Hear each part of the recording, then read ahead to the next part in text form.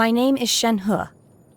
I was born fated to bear the curse of calamity, so I am prone to bring harm to the people around me. The adepti urged me to bind my soul with red ropes to keep my homicidal nature at bay. If you are able to walk alongside me without fear, very well. Now, give me your hand. The assumption that every person has somewhere to call home is naive. I got used to living in the mountains alongside the birds and beasts a long time ago. Mind be purged, world be saved. My pole arm doesn't distinguish friend from foe, and there is clearly a limit to the red rope's power. That's why I loathe crowded areas. In the mortal world at times like these, is it not customary to use an umbrella? The sky is clearing up, and so is my mood. I just hope no one shows up to bother me. If they do, I'll just make them disappear. In this weather, I can freeze monsters in place and simply let the lightning bolts take care of the rest. A good way to not get my clothes dirty. Yes, this reminds me of Master. She loves to ride the swift winds of Qingyun Peak. Good morning. The dew is very sweet today. Would you like some? If you feel fatigued after lunch, you should try meditating. It's very effective.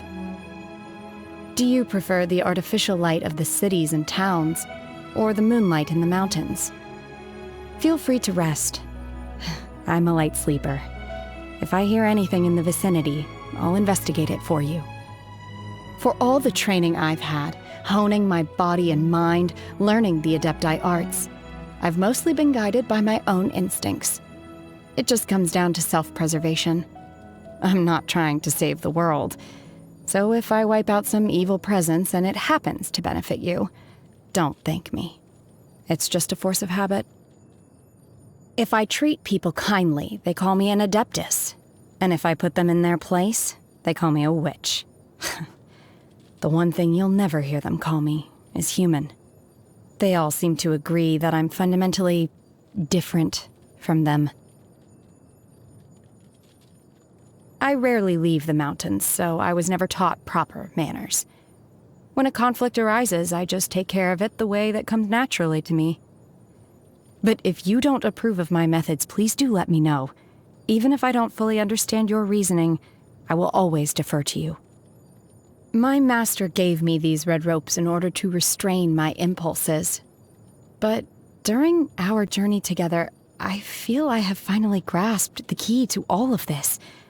Somehow, controlling my strength, knowing when to restrain myself and when to unleash, it comes more naturally to me now. I think that what saves me from myself is not my red ropes, but you. If you understand what that means to me, please stay by my side. So this shiny gemstone is called a vision? Huh. The gifts that fate brings, fate can just as easily take away. If one day my connection to this vision comes to an end, that'll be it. And the light inside of it will go out. Driving evil spirits away comes easily to me. Getting rid of my inner demons, however. Unless you can find a way to let go, all the adepti arts and exorcism techniques in the world can't save you. Why do I always hear people say, the first snow of the season is a sight for sore eyes? We have snow every single day in the mountains. So which instance counts as the first snow?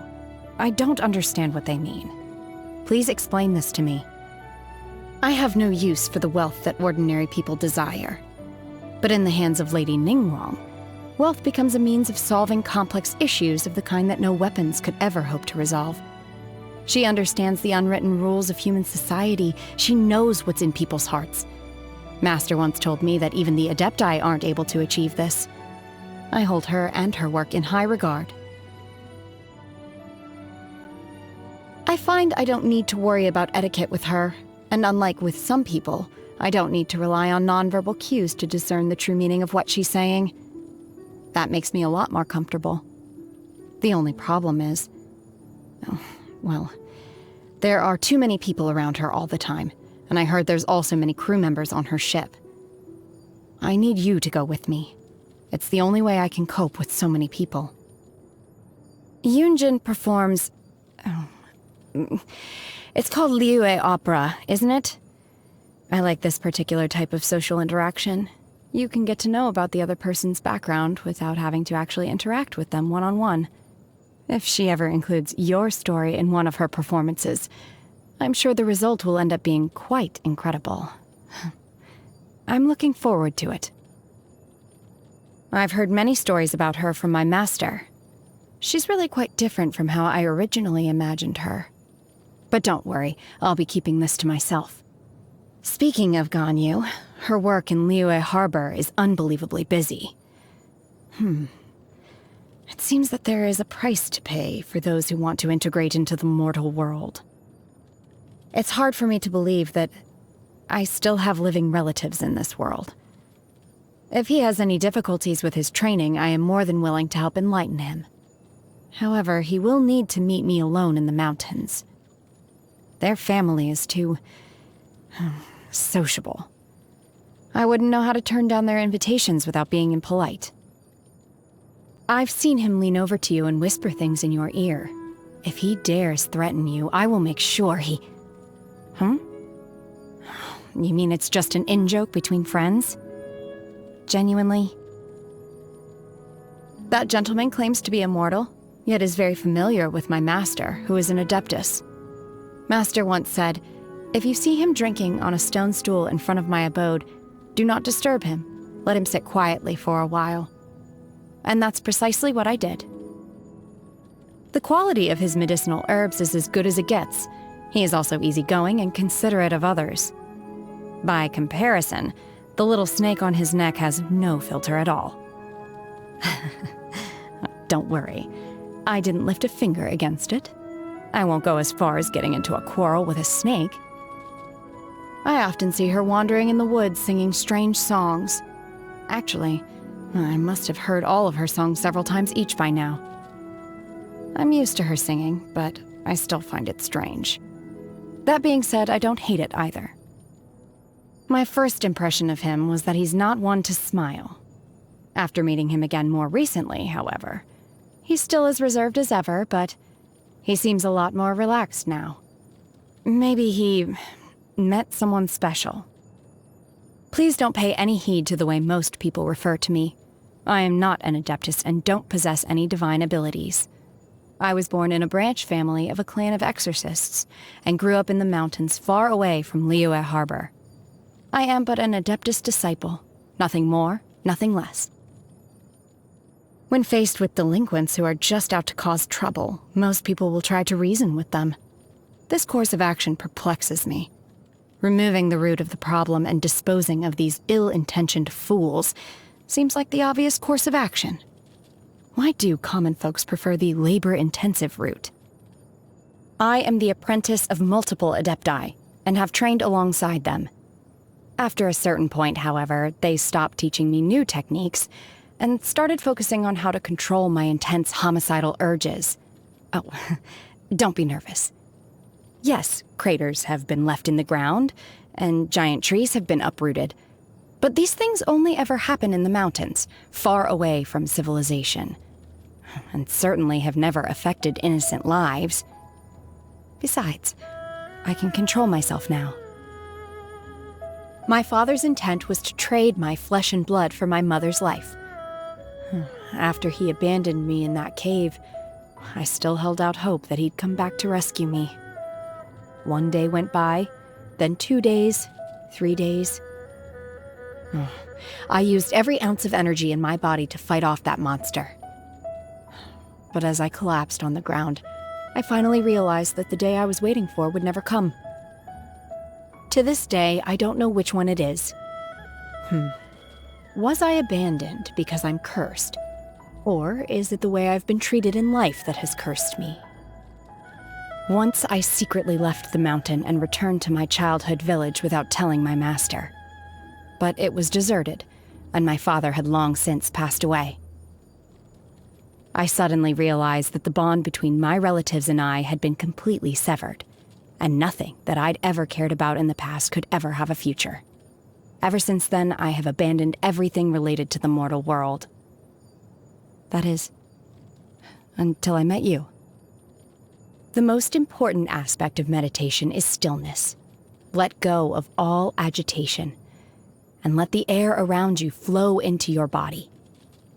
This technique allows me to quickly focus in on myself. I heard from my master that after meditating beyond a certain point, there is no need to adopt the meditation posture anymore. Adepti can meditate even when standing up. I still have much more to improve on. The fear of losing the people most important to me, and the desire to save them. This kind of feeling makes my heart ache. I've never experienced anything like it before. It's a burden, yes, but it's also something to hold on to. I've sampled numerous dishes during my time away from the mountains, but the truth is that I don't really remember how they taste. The only dish I can never forget the flavor of is that bowl of noodles I ate at home so long ago. I shouldn't have to remember that. Why do I have to remember that? Chew medicinal herbs for long enough, and you can only taste the bitterness. In all the years I trained under the adepti, I had to abstain from all kinds of things, and to a point I got used to it. But them? The common delights of the mortal realm pose no hindrance to the adepti. Thus, we may indulge in all manner of dishes as we please.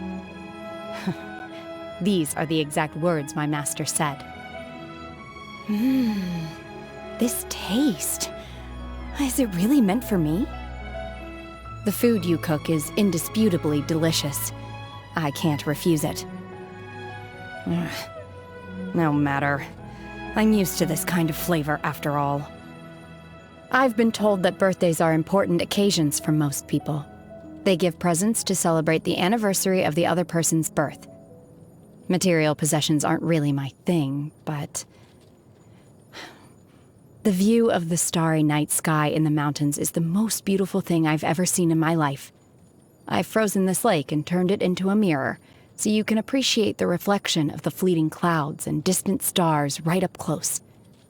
This is my way of celebrating your birthday. Hope you like it. The power I harness, it grows stronger. If my master were to learn about this, she'd probably have me add some more red ropes. I haven't been training as single-mindedly lately, and yet it's as if I'm growing stronger and stronger without making a conscious effort. I'm left to assume the only way for me to achieve this is by your side. Obey! Manifest! Unleash! Transfiguration! My will embodied! Take your true form! By ordinance divine! Cryo incarnate! Do your master's bidding! So, this is what the world considers to be treasure. Adepti treasures have special powers. What about mortal ones? These things, what are they used for? You'll regret that! I shall not yield! I will wipe them out! Don't push yourself! Allow me to finish this! No escape from fate. My time has come. My curse to bear. Feeble! In your dreams, you will regret this! What exactly is teamwork? Understood. I just have to stand here, right? I will do as you command.